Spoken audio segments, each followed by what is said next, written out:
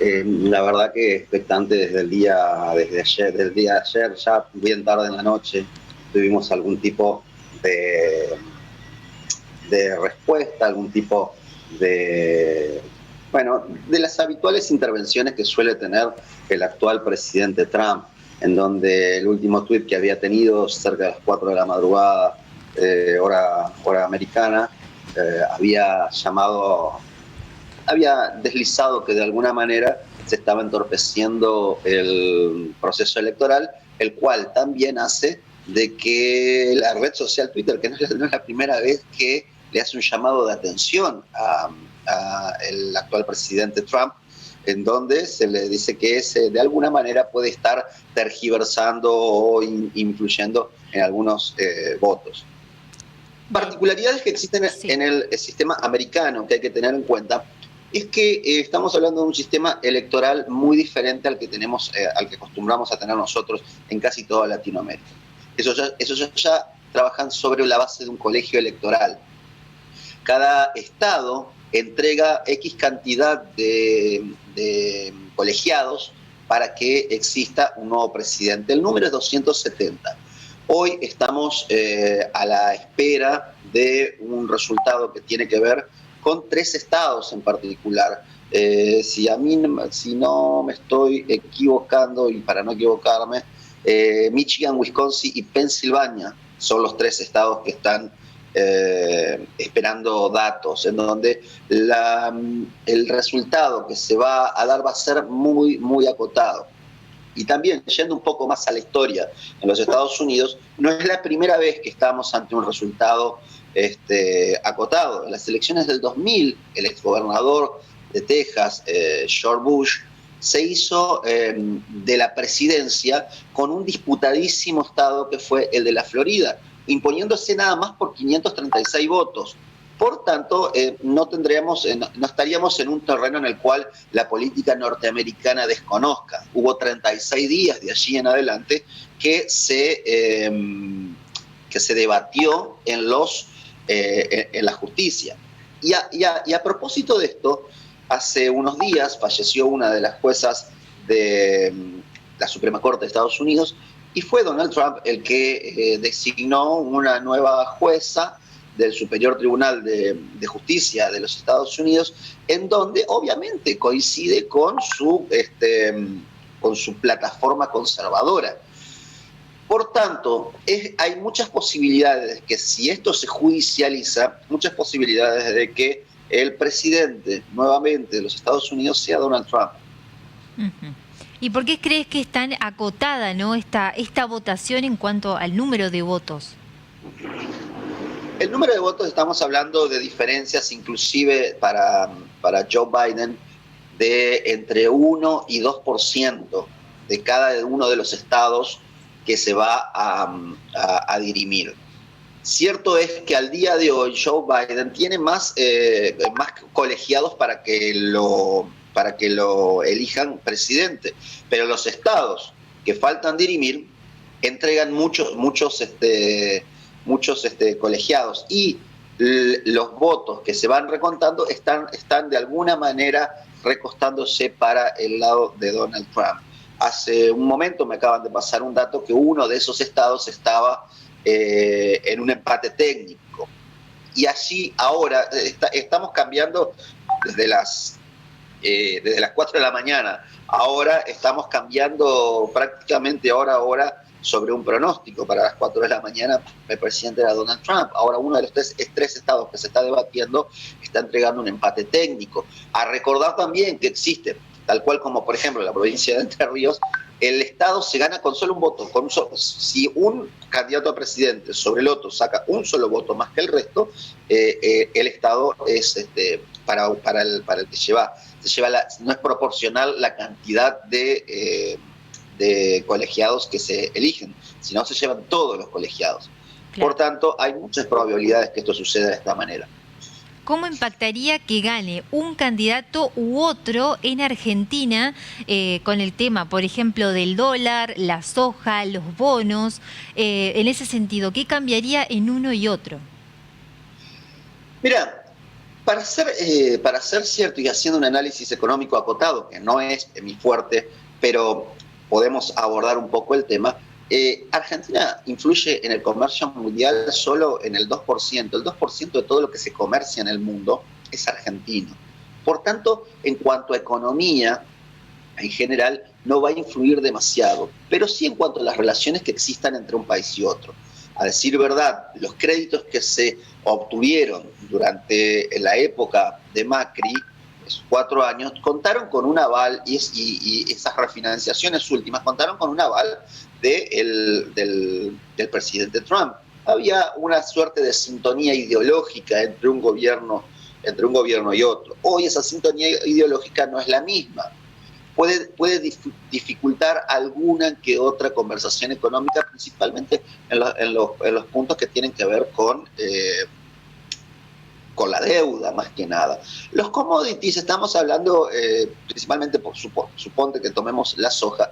Estados Unidos también es un gran productor agropecuario, más allá de la gran industria desarrollada que tiene, es un gran productor agropecuario.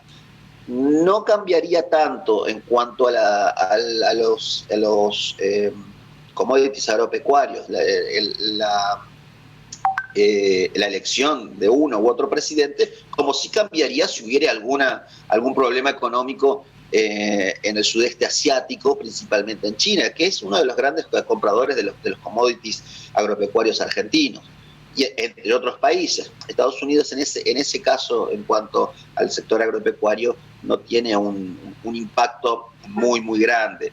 Creo que el mayor de los impactos en cuanto a la Argentina puede darse en las conversaciones que sucedan de aquí en adelante para la reestructuración de la deuda. Pero no tanto, principalmente técnicamente en los organismos de crédito internacional, como si gestualmente y políticamente. No estamos hablando de que haya una línea ideológica entre un gobierno, en el gobierno argentino y el gobierno americano, en el caso que Donald Trump sea el presidente. Sí, ahí estamos perdiendo un poquito. Ajá. Bueno, Esteban, y respecto al impacto en América Latina, por ejemplo, en las relaciones políticas, ¿cómo impactaría una elección o la otra? Nuevamente, Joe Biden tiene una apertura, es un demócrata que de alguna manera tiene algún tipo de mirada un poco más hacia la economía keynesiana, tiene una mirada un poco más cercana al Estado presente, que es hoy en día en Latinoamérica alguna de las opciones políticas que se han optado, en Argentina y México principalmente.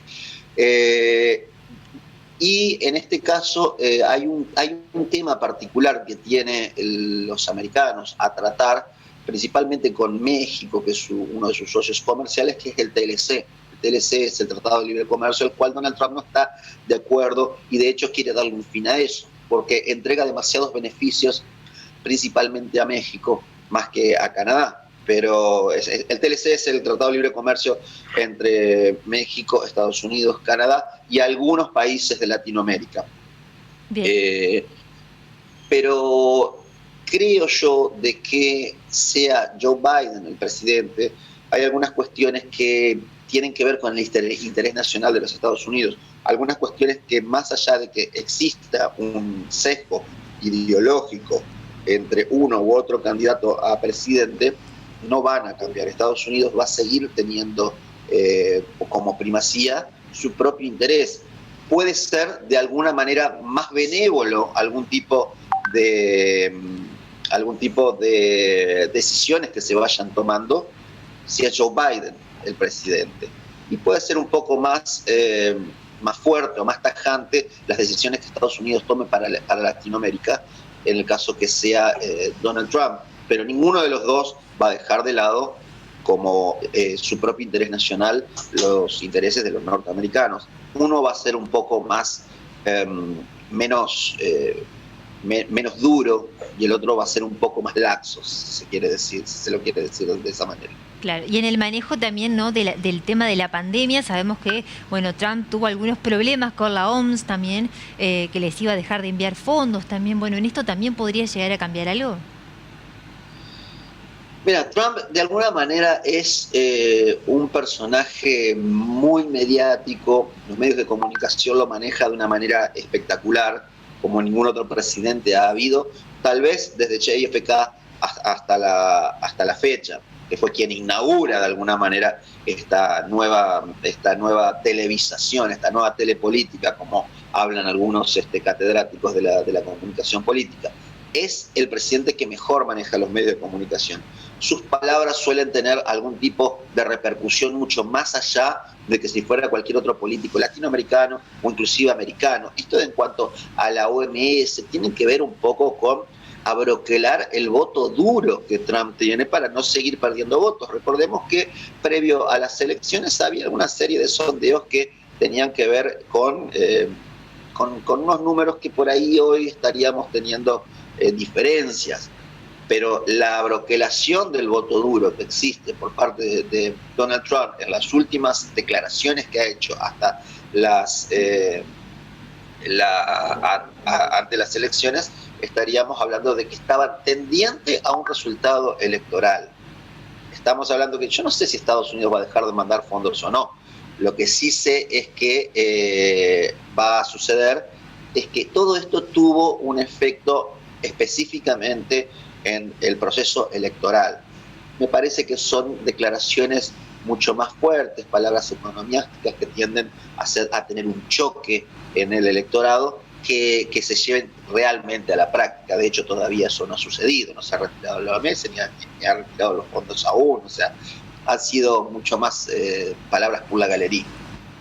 Bien, ¿y cómo se analiza, ¿no?, el tema del votante en Estados Unidos, que esté tan acotada esta votación? ¿Cuál es el público que tiene Trump y cuál es el público que tiene Biden también?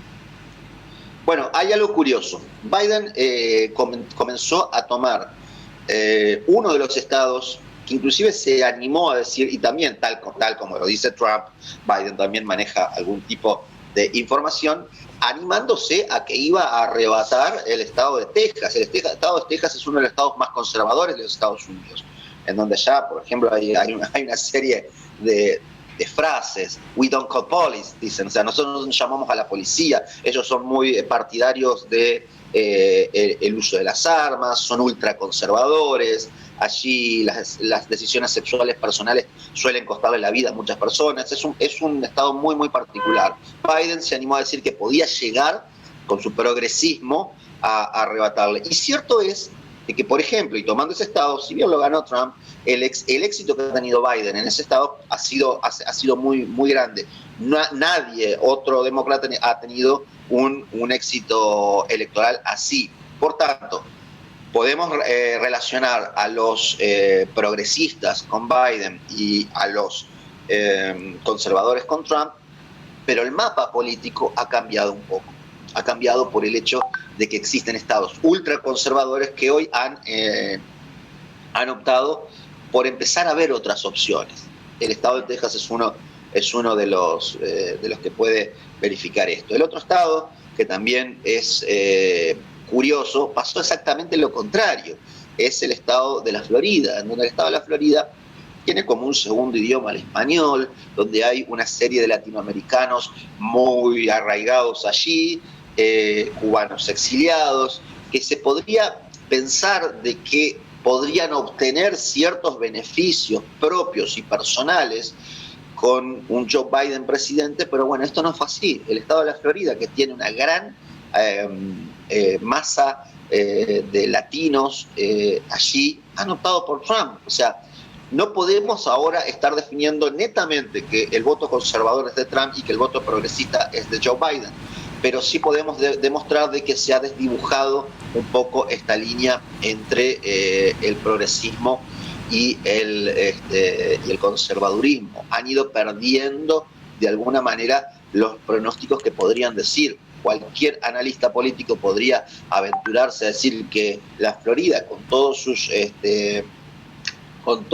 su población latina, tendría que tener un voto positivo para Biden, y esto no fue así. Y también podría decir un analista, nuevamente con el mismo ejemplo, que un estado tan conservador como es el estado de Texas pueda tener un éxito, a pesar de que ganó Trump, un éxito numeral en cuanto a los votos para Biden.